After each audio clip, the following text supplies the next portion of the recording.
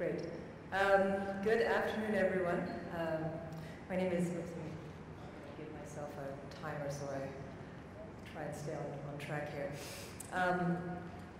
So the area that I wanted to speak on actually really boiled it back down to this issue of values and change. Well, what does that mean to me? What does that mean to us? And I just wanted to show you maybe as a first point of departure. This is a picture of my family. This was taken at New Year's, and the ages there range from 5 to 95.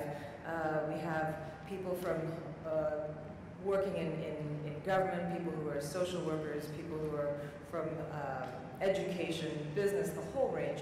And I guess when I look at a picture like that, it reminds me that fundamentally, as human beings, we all have very common desires. We have a desire for purpose in our life. We have a desire to have meaningful work. We have a desire to belong somewhere, to love others and be loved. And we have a desire to be a contribution wherever we are at. And so as I know we go through a lot of discussions around values, and sometimes those can be contentious, it's good to always remember that fundamentally there are many things that actually bind us together as people.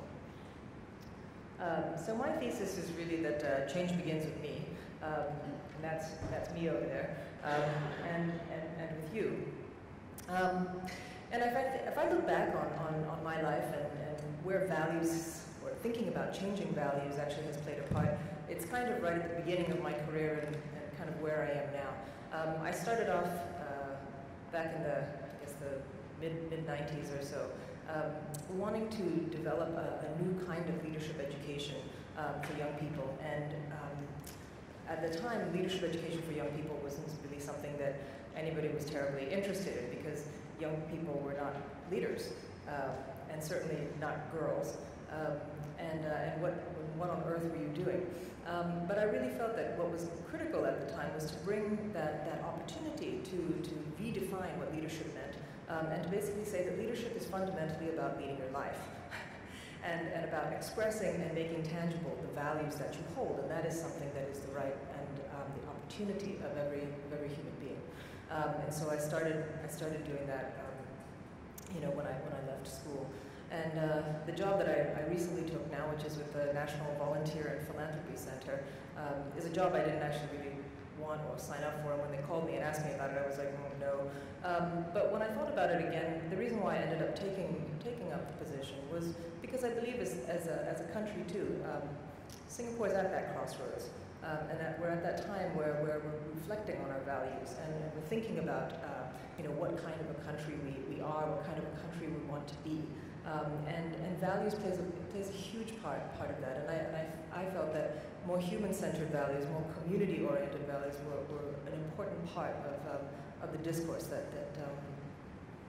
I wanted to be about, and so I'm there, and I'm so happy to see my colleague actually come and join me. So it's nice to see you there too. So I have a short 4-part narrative for today. I'll tell a little story, I'll talk about a few dreams and alternatives that I see, and if we have enough time at the end, maybe we can play a little game. Okay, so my basic thesis is that all change is personal, and that social transformation ultimately is about personal transformation. It is about the personal choices that we make in our lives. It is about the way in which we are intentional about taking responsibility for ourselves and for those whom we influence and affect around us in moments, in sequential moments every day. It is inspired by the future, created in the present, and observed in retrospect. The last point, I think, always is a great encouragement to me, because sometimes you really don't know where you're going, and you're really not quite sure what all of this means going forward. But you do know that in retrospect, when one reflects on one's life, that things do start to come together. It is therefore about being, reflecting, and the choices that we make. There's one thing I just want to share with you, though, that actually guided me. I don't know how many of you have ever walked a labyrinth. Anybody ever walked a labyrinth? A few of you. You might think it's kind of like tedious and boring, but actually I had one of the most awakening kinds of experiences actually walking a labyrinth once. And the nun who was kind of directing this process basically told me 3 things about walking the labyrinth, which I've since tried to incorporate into my life, which is that 1, you have to give it your full attention. Do not be present in your life, to give it your full attention. To go with an intention, to be purposeful about living, to be purposeful about one's work. But at the end of the day, perhaps the most hard thing to do is to also go with no expectations, to go truly with an open hand, knowing that however things turn out, it is the way that they are supposed to be. So I always think of this as being a way to live. But what is our current reality, actually? Our current reality is that our lives are extremely full. From the second that we are not even born, our parents are doing all kinds of things to, at least now, to enrich us, right? And from the second that we are born, the amount of activity that is actually stuffed into our lives to keep us just so incredibly full and busy doesn't begin when we start work, or it begins in school, and it even begins before school. The expectations of young people now to enter school, being able to read, being able to write their name, being able to know the alphabet, that is such a shift from where things were before, which was what about play? So we think of our lives now, I think of our lives now as being incredibly full. I think of our lives now as being incredibly distracted.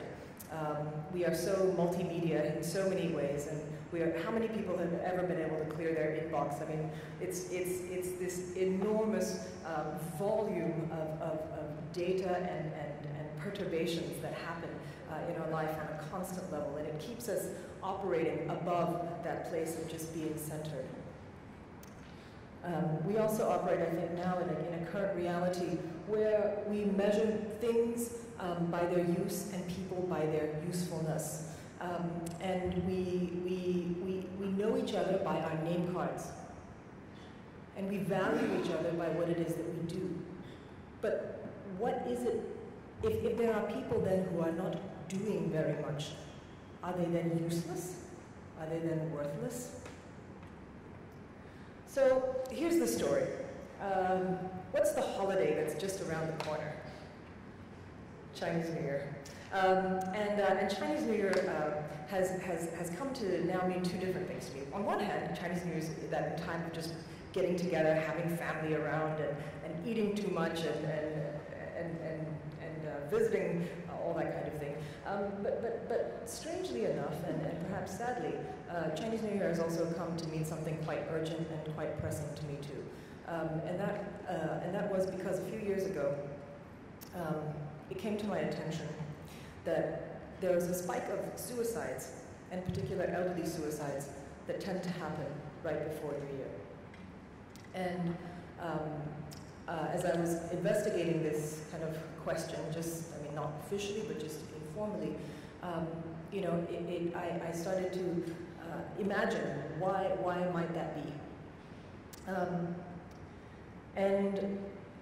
In fact, just last week, I was at a friend's house, the person who had shared this information with me, and there was a funeral tentage just outside the block, and I said, what happened? And she said, well, the other morning, we heard something, we thought it was a tire burst, but it was the woman from the 12th floor who jumped.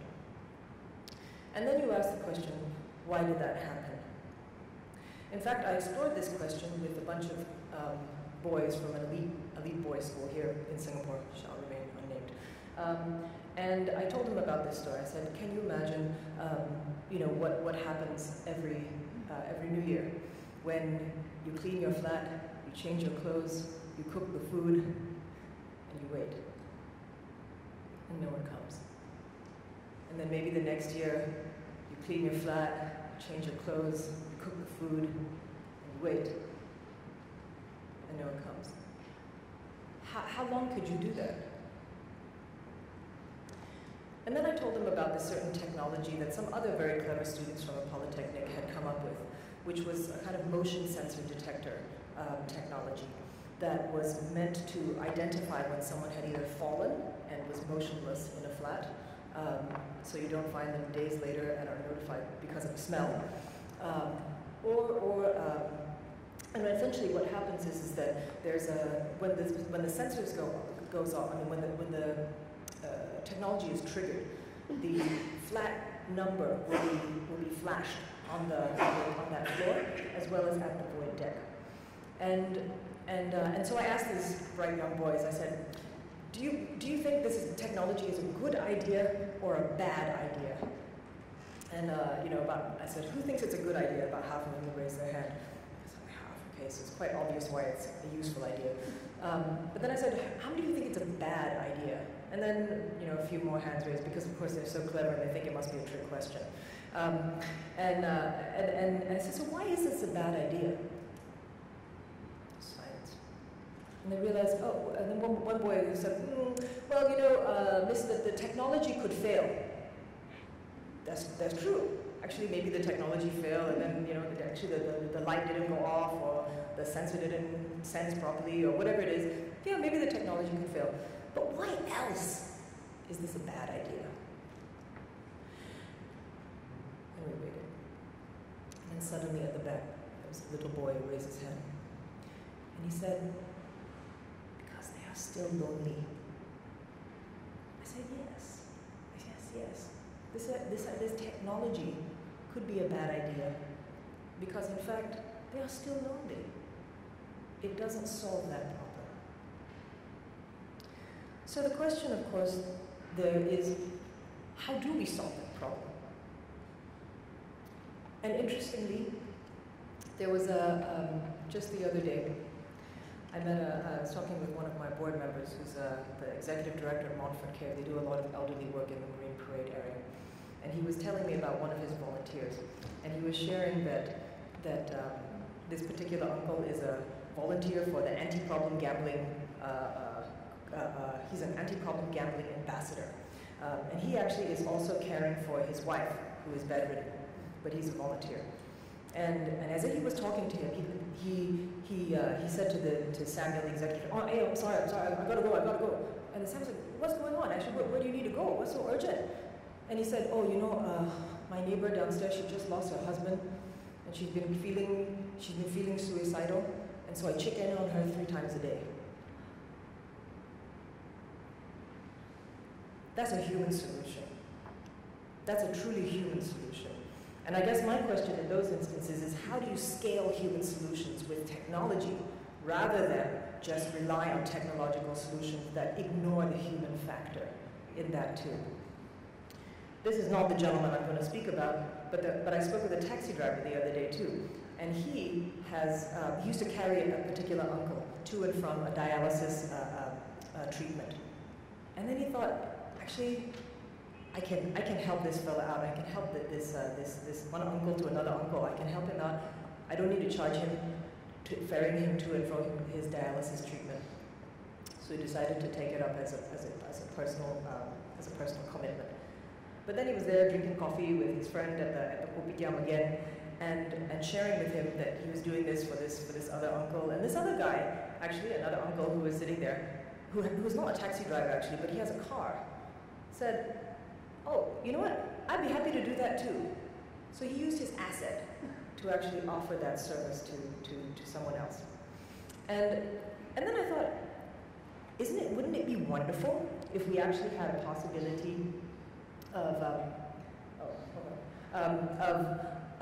almost like an Uber type of a platform that existed to have people use their assets to actually be able to share that asset to help other people.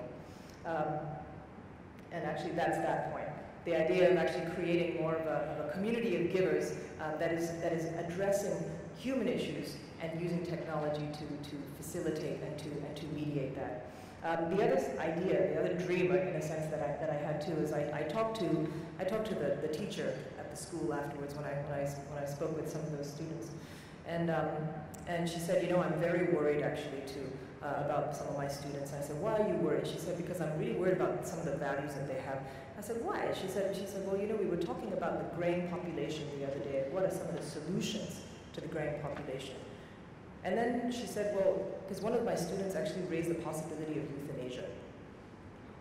And I said, well, you know, if you think about that, then all your service activities, all your CIP and VIA and all these kinds of other things that you are doing in schools, really, you know, what is really the purpose of that if you just bus kids off once a year or a couple times a year to go to these places and they have this experience, but they come away thinking, oh yeah, the floor was sticky, the people were smelly, you know, I'm so glad I'm not them, you know, I hope we don't have to do this again.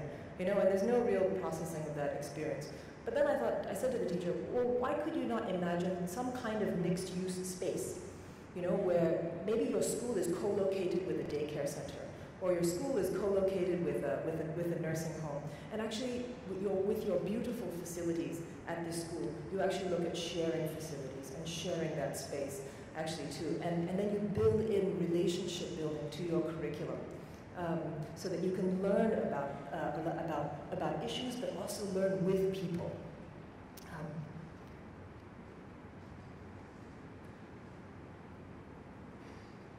So where do we begin? It is about imagining different futures. It's about making different choices in the present. And it's about observing things in retrospect. So I know I don't have huge amounts of time, but I thought one thing that I might do is actually just play a small game with you. How many of you would like to play a game? Uh-oh, okay, only a few. But okay, can I indulge the rest of you with this game? And I'll explain the purpose of the game in a moment. This is an orange. Okay, so I would like to give you a choice of one of two things to do. Either to A, peel this orange in your brain for 1 minute. So observe the orange, close your eyes, peel the orange in your brain for 1 minute. Or 2, look at your neighbor in the eye for 1 minute. Okay? So either peel the orange in your brain for 1 minute in silence, or look at your neighbor in the eye for 1 minute. Okay. Can I'll just start this in a few moments, and I'll count down the minute. And if I could just request that you do this in silence, that would be super. And we'll start in 3, 2, 1.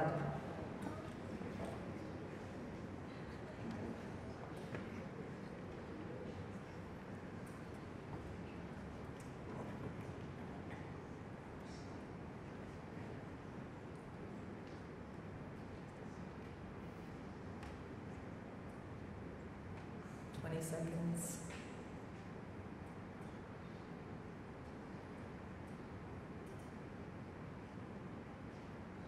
30 seconds.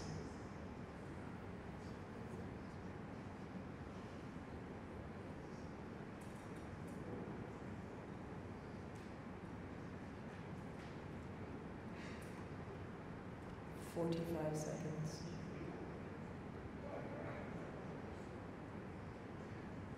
10, 9, 8, 7, 6, 5, 4, 3, 2, 1.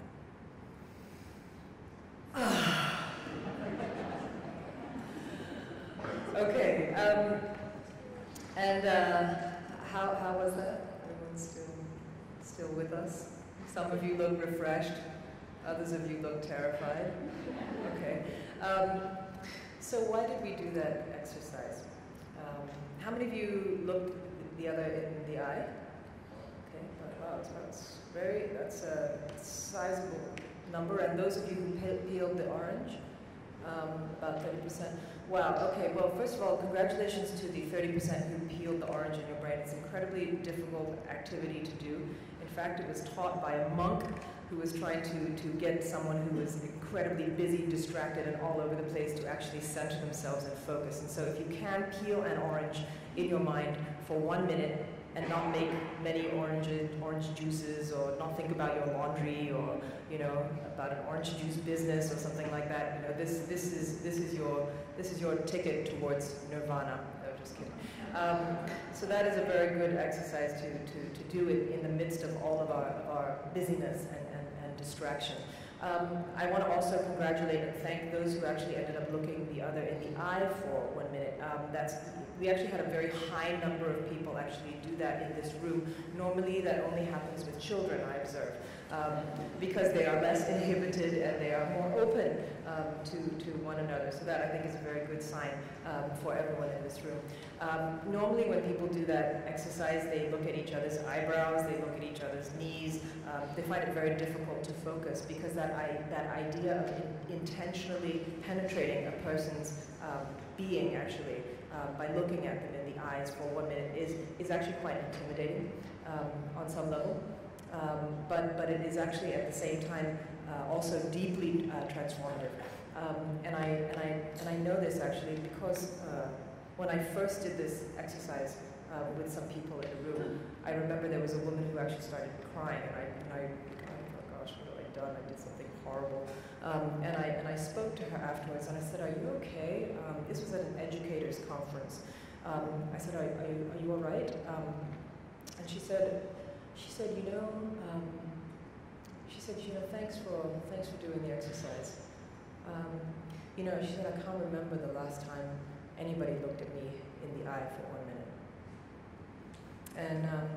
And I just thought, well, how tremendous that opportunity is to be able to pay attention to someone for 1 minute, to honor them in that way, to respect them in that way, to be present to them in that way. And I truly believe that as we are present to one another in those ways, who we are and what we believe and what we want to see in the world will also be generated through that presence. So I just want to thank you again, and just remind you that all social change is ultimately personal change.